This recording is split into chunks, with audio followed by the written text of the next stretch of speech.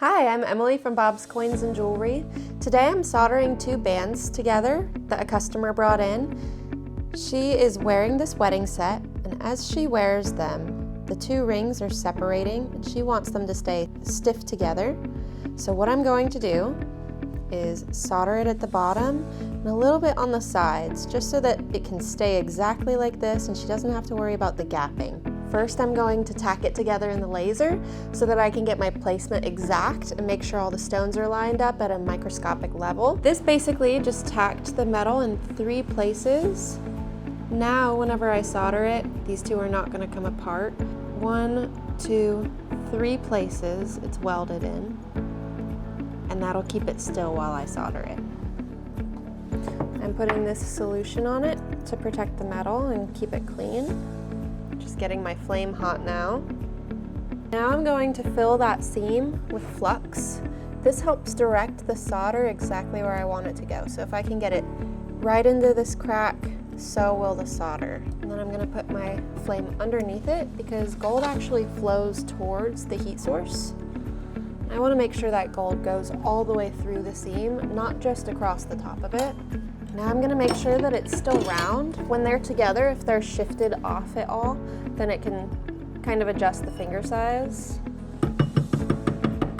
Get everything flush, and it is still a 7.5. That's perfect. There is quite a bit of excess solder from my work. I used a little too much this time, so I'm going to go back and clean that all up, and then we will polish it and make it look brand new again.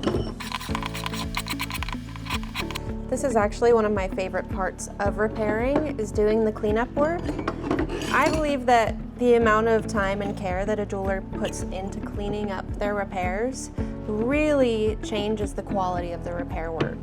If I can see someone's sizing seams or a bunch of metal that's just not uniform, doesn't look like a nice new piece of jewelry, it looks like someone just globbed metal together, I really don't prefer that, and I think customers feel the same way. I think a lot of people don't want it to be noticeable that their jewelry has been repaired, and they want it to just look uniform.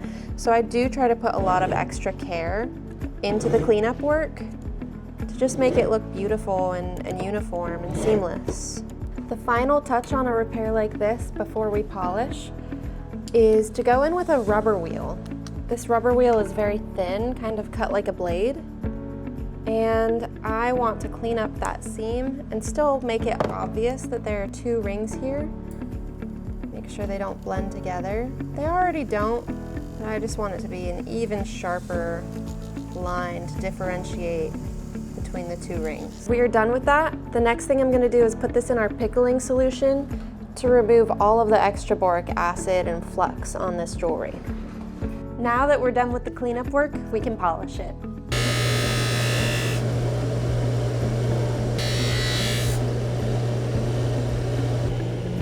That looks pretty good. We can clean it.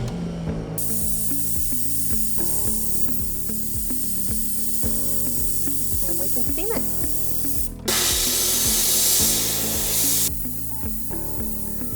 This ring is all done.